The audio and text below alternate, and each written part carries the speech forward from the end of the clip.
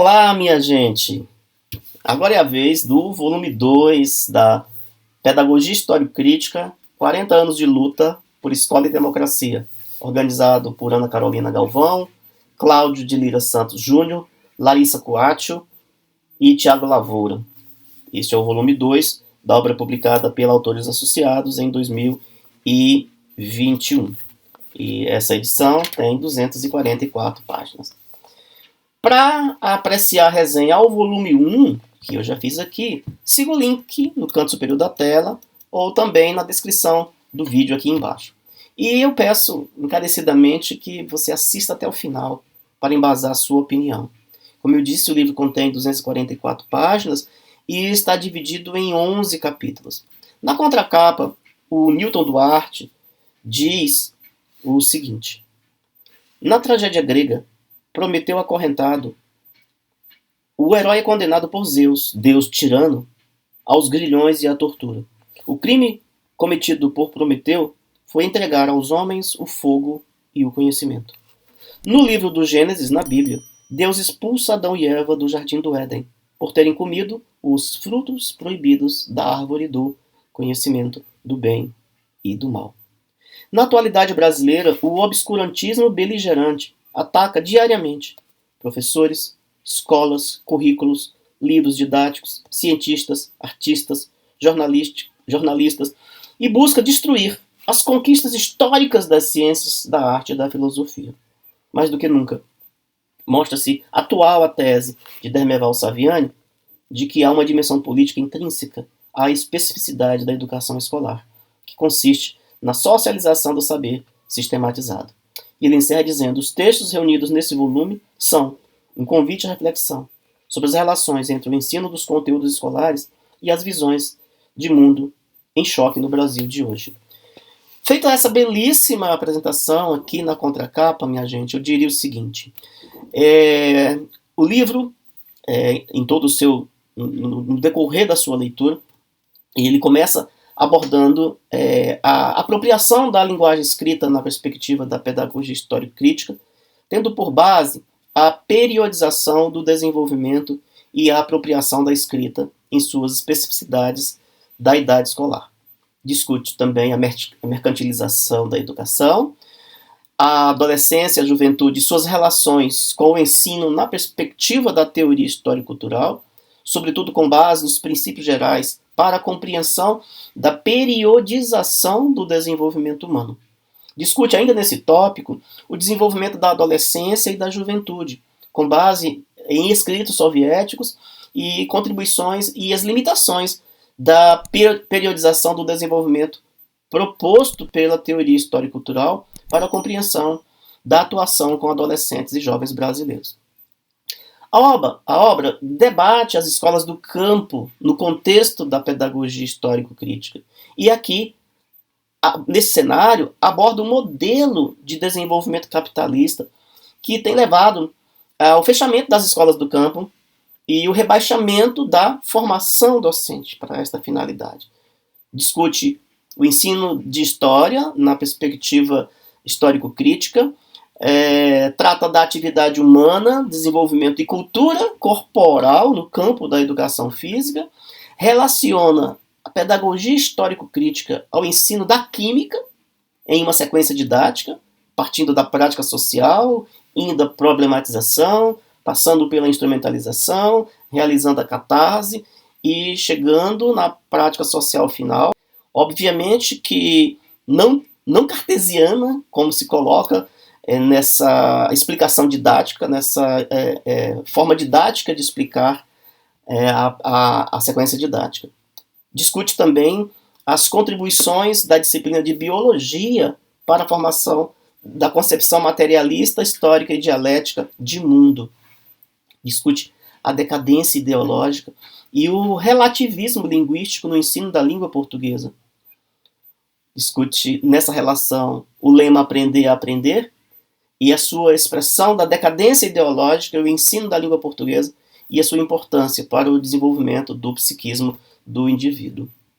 Aborda a pedagogia histórico-crítica no ensino da geografia crítica, a importância dos conceitos para o trabalho com conteúdos geográficos escolares. debate, o ensino da arte e a pedagogia histórico-crítica. Sobretudo o desenho como linguagem e as transformações do professor por meio da apropriação do conhecimento e da atividade. Minha gente, essa obra tem uma belíssima abertura escrita pelos autores, cujo título é Um Elogio à Memória e um Ato de Resistência, o qual faz um apanhado da história e a historiografia da pedagogia histórico-crítica desde 1979, quando do surgimento da PHC até os dias atuais.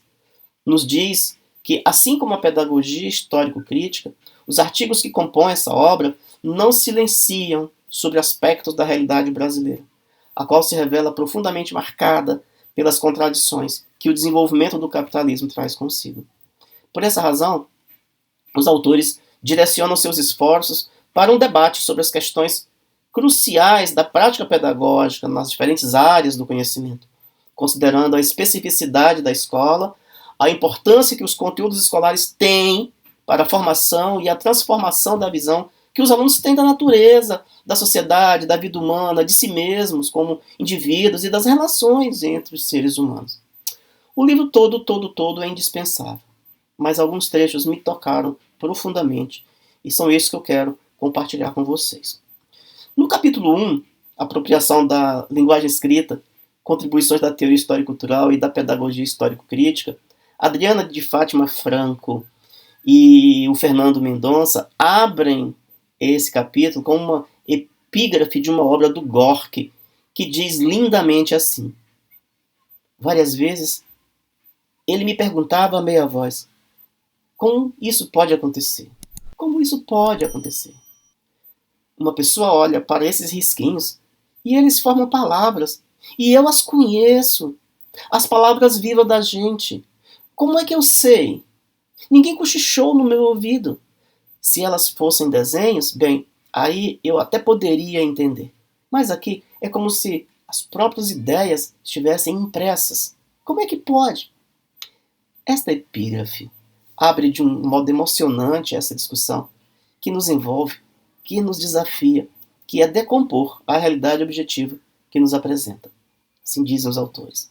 E é a partir dessa provocação que os autores iniciam esse capítulo perguntando: como é que pode? Para a pedagogia histórico-crítica, e assim para os autores, responder a essa questão é o que os impulsiona e nos impulsiona também. O objetivo é ir além das aparências dos fenômenos e compreender as suas múltiplas determinações. Os autores nos lembram que a pedagogia histórico-crítica busca explicar o comportamento humano por meio da atividade e da vida vivida, desmitificando a ideia de que há uma magia envolvida nas ações humanas. Um exemplo é o aprendizado da escrita, que para a criança pode parecer mágico quando ela diz ter aprendido sozinha, mas na verdade representa um longo percurso de aprendizagem. Os autores aclaram o quanto a pedagogia histórico-crítica se contrapõe às pedagogias que promovem o aprender a aprender, destacando sua importância como uma abordagem contra-hegemônica, especialmente em oposição às concepções mercantilizadas da educação. Além de ser uma referência para o trabalho pedagógico, a PHC é um fundamento indispensável para a análise das políticas educacionais, defendendo a escola pública em sua radicalidade. No capítulo 4, que aborda a pedagogia histórico-crítica para as escolas do campo, são discutidas as medidas de encarceramento da escola, que incluem práticas como a escola domiciliar, cortes orçamentários, militarização, entre outros. Essas práticas comprometem a autonomia da gestão e prejudicam a formação dos professores da educação básica, buscando afastar o ensino público de uma perspectiva emancipatória.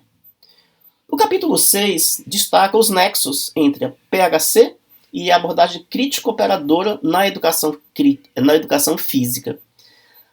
Através do conceito marxista de cultura corporal, a PHC busca compreender as formas sociais de atividades inerentes à cultura corporal, para além da sua aparência fenomênica.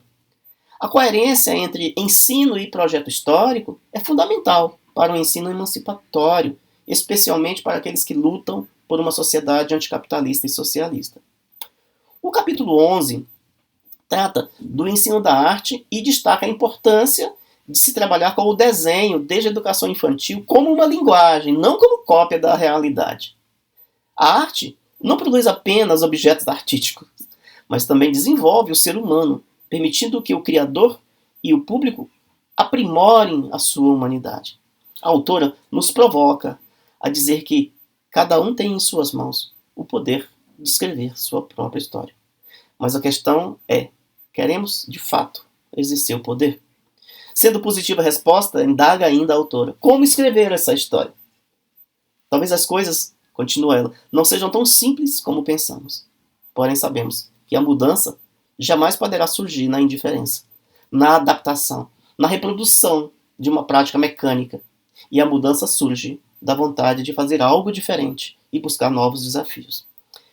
A obra apresenta a pedagogia histórico-crítica como uma abordagem fundamental para a compreensão e a transformação da educação, com vistas a uma sociedade mais justa, mais igualitária. Através do desvelamento da realidade objetiva e da reflexão crítica sobre as práticas pedagógicas, essa teoria busca promover uma educação comprometida com a formação plena do ser humano e com a luta por uma sociedade mais humana, mais igualitária. Então, minha gente, pedagogia histórico-crítica, 40 anos de luta por escola e democracia. Ana Carolina Galvão, Cláudio de Lira Santos Júnior, Larissa Coátio Costa e o Tiago Lavoura organizaram esta belíssima e importante obra. Este é o volume 2. E eu lhe convido a assistir a resenha ao volume 1, no link que aparece aqui no canto superior da tela e também aparece na descrição desse vídeo. Eu quero lhe agradecer por me acompanhar até aqui. E peço encarecidamente que compartilhe nas suas redes, nas coordenações pedagógicas da sua escola, curta, comente, ative o sininho. E quando tiver um tempo, passe lá no meu website, simondemiranda.com.br e conheça as minhas obras, as minhas palestras. Siga-me também no Instagram, @simondemiranda. Lá você tem notícias frescas e conteúdos úteis para você, seus filhos e seus estudantes. Então é isso, minha gente. Continuemos a seguir, lutando e esperançando. Um grande abraço.